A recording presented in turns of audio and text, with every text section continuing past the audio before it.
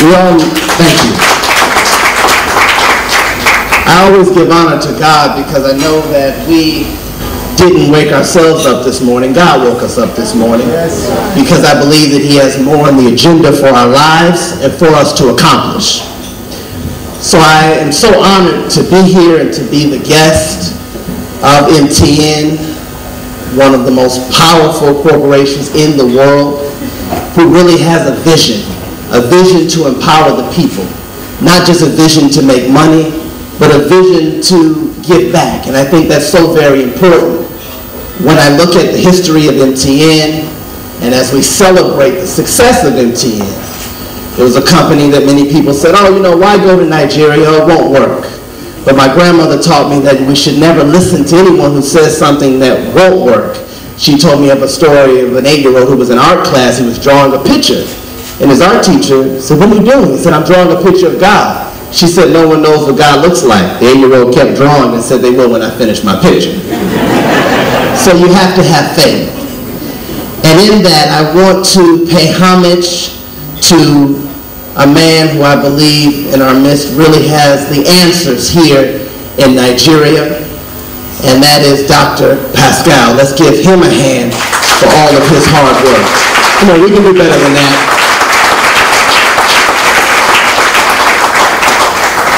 Also, I want to give a few greetings to you, Nigeria Kwenu. Shialafiani. And I also want to thank, again, the MTN staff and team and board of directors for inviting me. Many of you have heard a lot about me. Now you get to hear from me. I grew up in the projects on the south side of Chicago in what's called the Robert Taylor Projects. Chicago is very famous for Oprah Winfrey and President Obama. So it has a way of making and churning, I would say, the best of the best from America. But I didn't grow up rich. A lot of people assume maybe my mom or my dad had money. My mom left my father when I was very young. So at that point, I became what some would call a statistic. According to statistics, I'm supposed to either be in prison or dead, not here with you. And that is pretty much the statistic of black youth all over the world. I learned at a very early age what entrepreneurship was when my mother had a heart attack and the doctor said that she may not live. She would have to take this little pink pill every single day is what the doctor said in order for her to live based on how we were living. My mom was working 3 jobs at a time. When I would wake up, she was up. When I went to sleep, she was up, trying to put food on the table. I grew up sleeping on the floor with rats and with roaches. Most people, you know, when they see a rat or a rodent, they scream, you know, it's a rat. For us, it was like, move over, we have to go to sleep. That's just how it was. But I continued to dream, and I continued to believe that there was more to life than poverty. And it was that dream that made me, as you saw on the news, at 6 years old, I got up one morning, I said, I'm not going to come home until I've helped my mother pay the bills. So I saw oversized rocks in the streets, and I started painting them. And I would knock on people's doors, and I would say, again, I didn't know I was an entrepreneur, but I would say, would you like to buy this? And people look at me like, isn't that the rock that was in front of my door? I was like, yes, but it's different now. It can be used as bookends, paperweights, and door stoppers. People said, okay, I guess I can put it in front of my door. I guess I can put my books together and buy 2 rocks from you and put the rocks on different sides.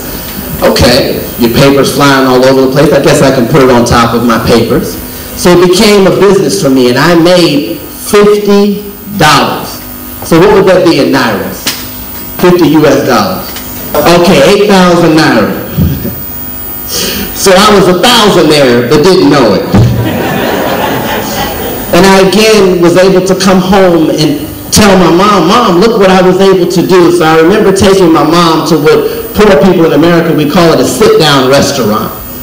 And my mom always taught me to have a plan B. She said, if you have one plan, you have to have a backup plan. How many people's mother taught them to have a backup plan, a plan B? Okay, so everybody was raised correctly. So my mom said, whatever you do, have a backup plan. So my backup plan was when we got home, we never had enough food to eat for the next day. So I realized, okay, let me take my mom to a buffet where they had all the food laid out. So my plan B, I didn't understand what my mom meant, but I started taking the food off the plate at the buffet, and I would put it into the little Tupperware that I carried with me, and I used to sneak the food out, and my mom was saying, you can't do that. So as they say, we were taking, as they say with buffets, all you can eat. We were trying to eat it all, or at least enough for that week. But I didn't know. So that was my plan B, and my next plan was to start another business, because I realized that entrepreneurship was possible. So I started looking around the house and looking for simple things, because that's really what entrepreneurship is about, finding simple things, supply and demand. So I saw lotion around the house, and I started mixing it together. And I started adding like little powder and other lotions, and it started to change colors and scents, and I started putting it in little bottles. And I remember my older brother's name is Andre. He knocked on my door, and he said, what are you doing? I said, shh. I said, I'm creating. He said, what are you creating? I said, I'm getting ready to start a new business. I'm going to sell lotion. He said, you can't sell people used lotion. I said, it's not used yet because nobody's used it. So I went out with that homemade lotion and made $9. So that would be what in Nairas? 1,000 Naira. All right, so I was 1,000 there. So from there, what the important thing was that pivotal moment, which I believe all of us have to have.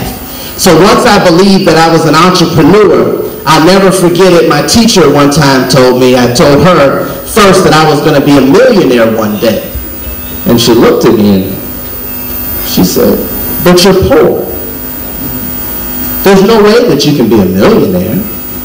She said, you can't be. Your family's poor. You got to go find somebody to work for. And she pointed towards McDonald's. And I will never forget that. And I came home to my mother and my grandmother, and I said, Grandmother, is she right? Am I not smart enough to be an entrepreneur? And my grandmother told me, she said, listen, I don't ever want to hear you question yourself again. She said, don't let anyone tell you what you can't be. Never allow anyone's perception of you to become your reality.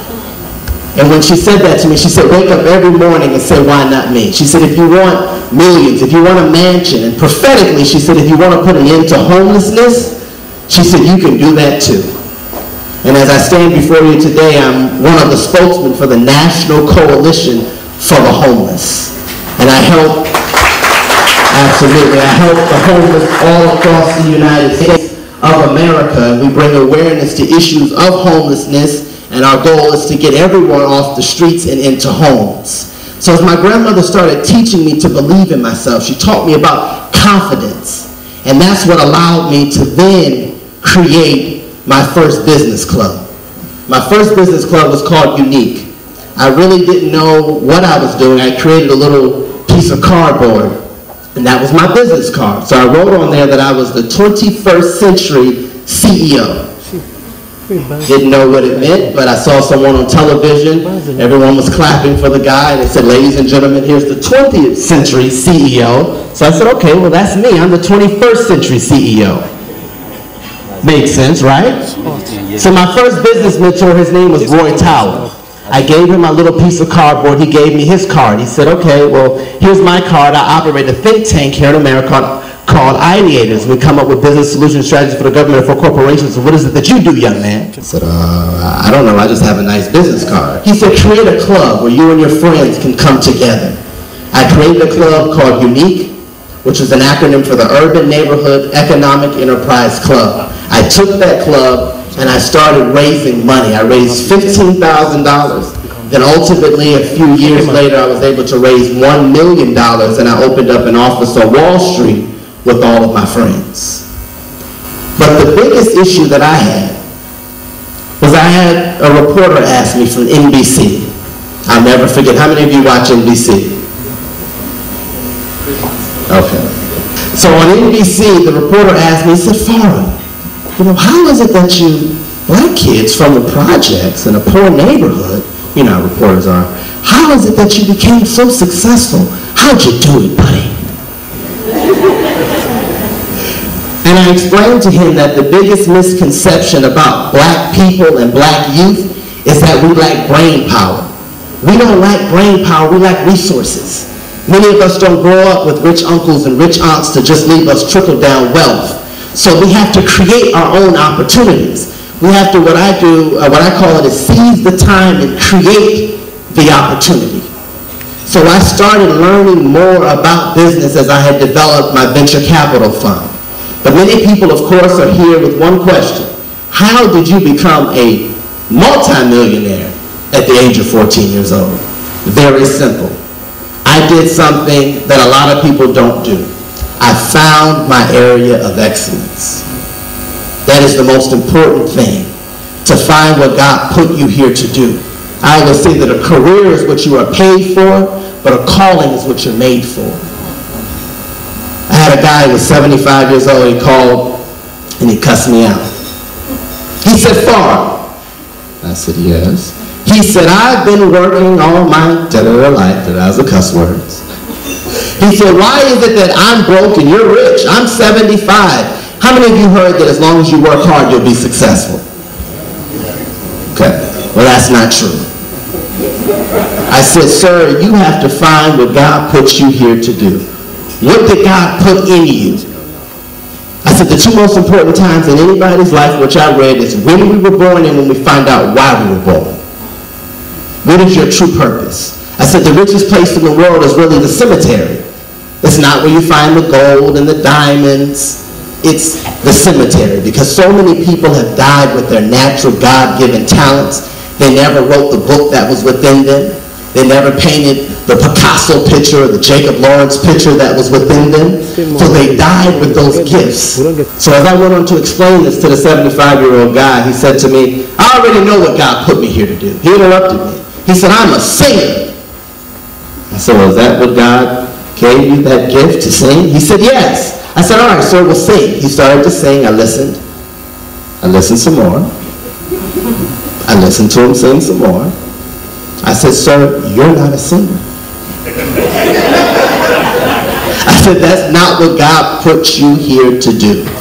So I challenged him. I said, if you want to find what God truly put you here to do, ask yourself 3 questions. I see people getting their pen and paper. First question, what comes easy to me but harder to other people? What do I mean by that? That means, what do people compliment you about? What do people say that you're good at doing? What do people say, "Wow, how did you do that?" And it was easy for you. Second question, this one's tricky. What would you do and do it for free? How many of you know what you would do for free and not have to get paid for it?